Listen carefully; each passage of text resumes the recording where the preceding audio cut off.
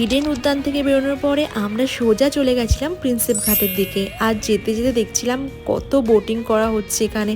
তো আমাদের ইচ্ছা হচ্ছিল একটু বোটিং করার, সেজন্য আমরা চলে গেছিলাম এখানে। আর এখানে না পার হেড নিচ্ছিল 200 করে। আমরা একটু বার্গেনিং করেছিলাম 300-এ আমাদের দুজনের হয়ে গেছিলো।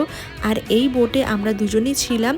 আর এর আগে কিন্তু আমি অনেকবার বোটিং করেছি, কিন্তু এত বড় নদীতে ফার্স্ট টাইম, তো একটু আলাদাই এক্সপিরিয়েন্স ছিল দুজনের। তো তোমরা দেখতেই পাচ্ছ চারিদিকের এখন এনভায়রনমেন্টটা কতটা ভালো লাগছে দেখতে।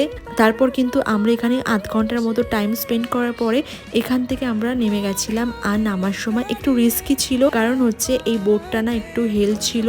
এখান থেকে আমরা এবার বেরিয়ে যাচ্ছি। এবারে আমরা যাচ্ছি স্প্ল্যানেডের দিকে। আমাদের দুজনের খুব জোর খিদে পেয়েছে আর আমাদের যাওয়ার ছিল স্প্ল্যানেডে।